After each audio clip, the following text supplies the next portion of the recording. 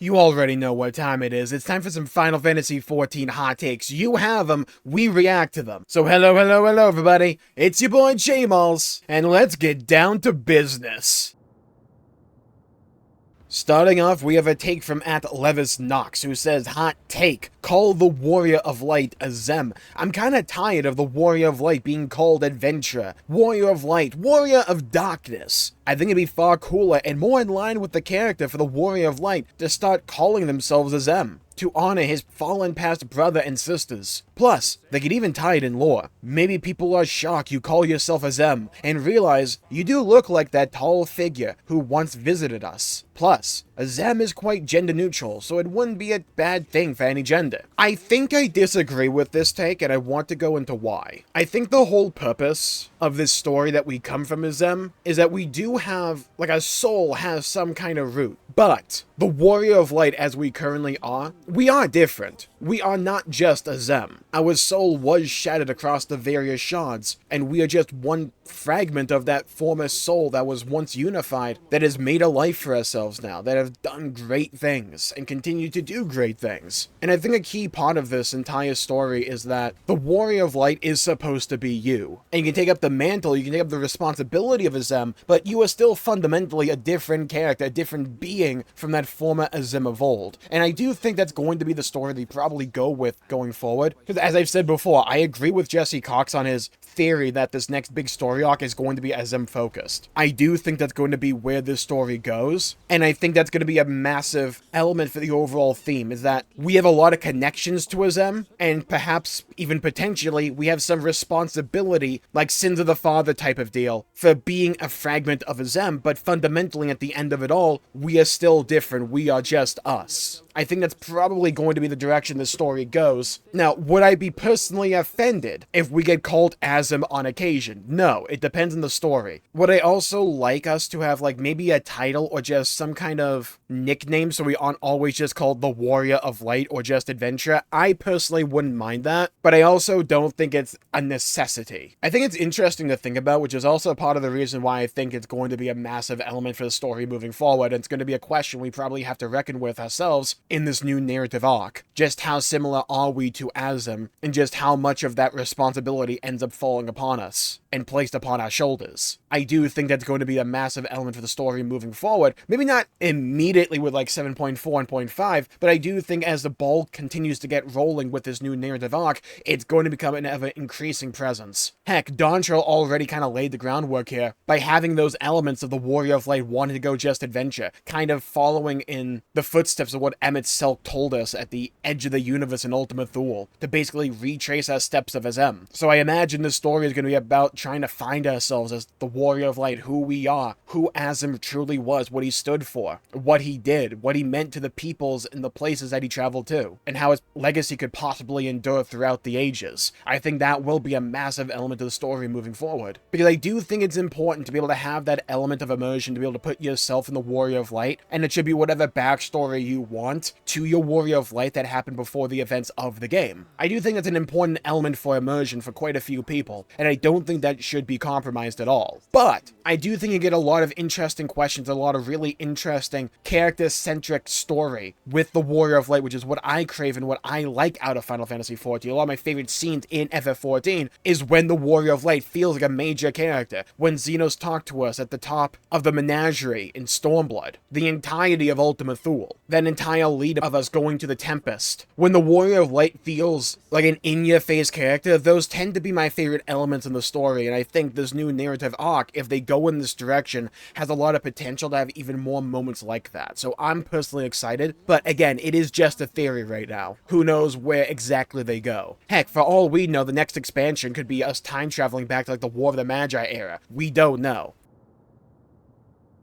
Next up, we have that Bossy who says jobs should have some form of customization, like talents or specializations. It'll breathe new life into jobs and expand on their identity. I'm sure there's people who'd love to play a DPS Dark Knight, me, a healer Paladin, or a tank Samurai. The game already supports such things in trust and duty support, so why not give players that choice too? We say, as the team almost certainly responsible for job balance and design, are probably sweating buckets at the very concept of this. But in a perfect world where they could actually execute on this and implement it, I would be in favor of it, because I simply think it would be cool. And also, to my knowledge, I haven't played Final Fantasy XI myself, because back when it came out, I was playing RuneScape in almost all likelihood. Man, I was too young. I'm pretty sure Dark Knight was a DPS job. I'm pretty sure it was. And sometimes I just like to play DPS, but all my favorite aesthetics in this game, when it comes to job design, well, the vast majority of them are just the tank jobs. And granted, with the way tanking is in Final Fantasy XIV right now, it does kind of just feel like glorified DPS unless you're doing a higher duty. But still, I think for me, one of my biggest criticisms with the state of Final Fantasy XIV right now is just how it feels to play. And I think it's because job design for me feels rather static, and the act of pressing my buttons doesn't feel as good as some rival games that are out there. Not everyone's going to agree with that, and it's fine. It's a personal preference thing at the end of the day. But for me speaking, the simple act of pressing my buttons in Final Fantasy XIV doesn't make me as excited as it does in some other games. And I think one way that 14 could spice that up and breathe new life into a lot of these jobs is by giving me some form of customization or some way to branch out and try different things. It is an MMORPG at the end of the day. It's a multiplayer game. There's always going to be a best in slot. There's always going to be a meta. No matter what you do, no matter what you try,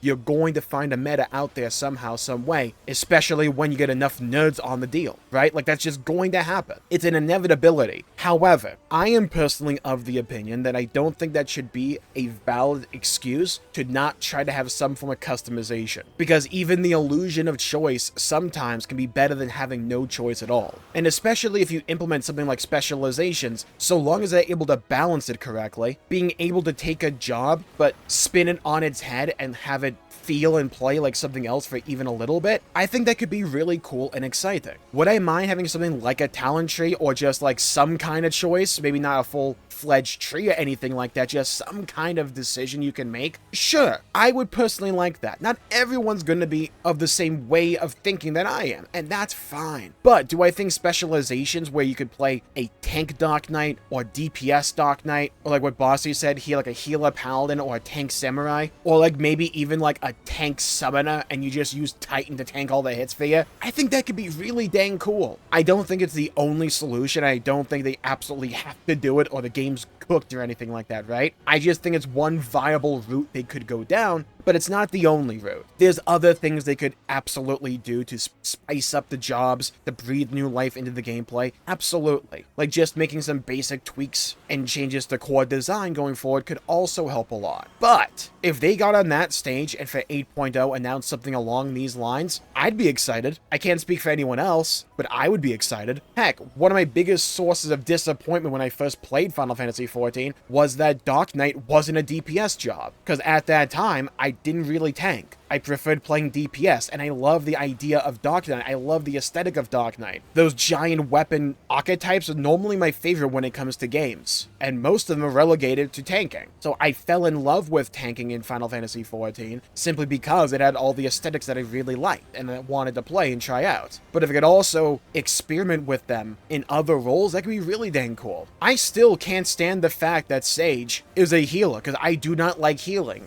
I don't like healing, especially in Final Fantasy XIV. It is not my cup of tea. But Sage is such a cool idea conceptually, especially as someone who likes giant robots like myself. Having the Gundam funnel job be a freaking healer always disappointed me. So if we could actually get that as a magic damage dealer, bro, I'd be so on board with that. I think this is just one of the ways that they could absolutely get people excited for the next expansion, or for 9.0, whatever. It'd be really cool to see.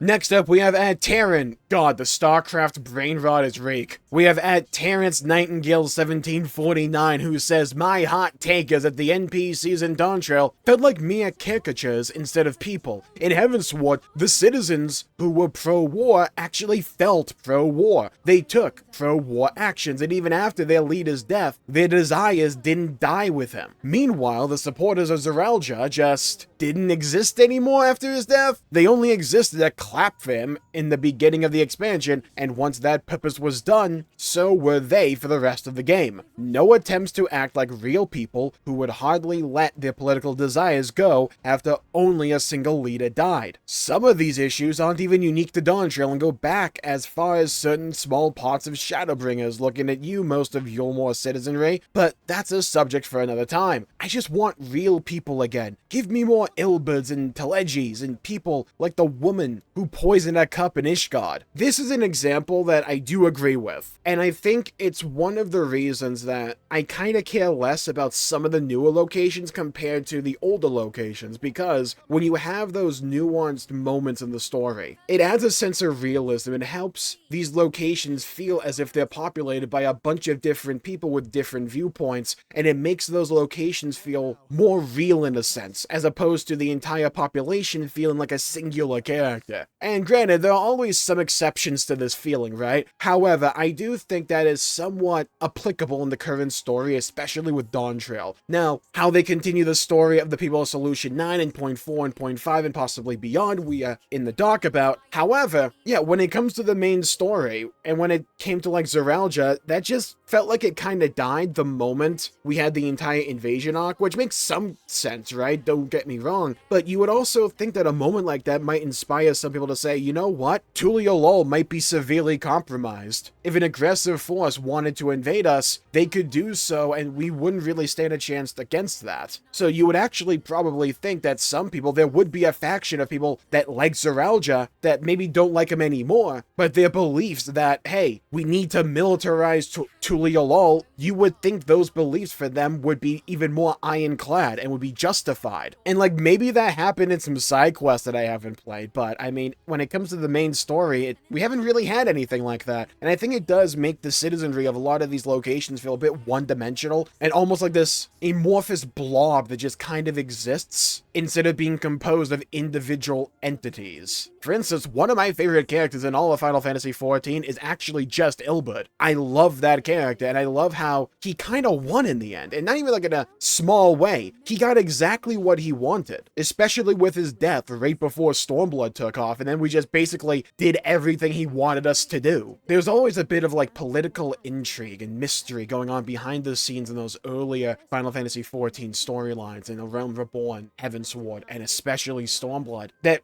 really felt as if they were kind of sidelined as the story moved into the Shadowbringers era. And don't get me wrong, Shadowbringers and Endwalker are two of my favorite stories of all time. I love them so much, and I hold them in the highest regard. It's just they are a different flavor of story compared to the older ones. And I think in a story where we kind of lack that big overarching big villain, or at least a faction of big villains, like the Ascians were, they're trying to build up Winter probably to fulfill that role, but we're not there yet. I think having that like political intrigue and those individual characters that may not be all that powerful by themselves, but their planning and their tenacity can just impart giant change in the world and the story, and can have these big climactic moments happen as a result of just their conviction. Like, think about it like this. We had a whole contest for the throne of Tuliolol, and think about all the potential political intrigue and mystery and background shenanigans that could have happened in that storyline that just kind of didn't happen. Like, sure, Bakuljaja kind of,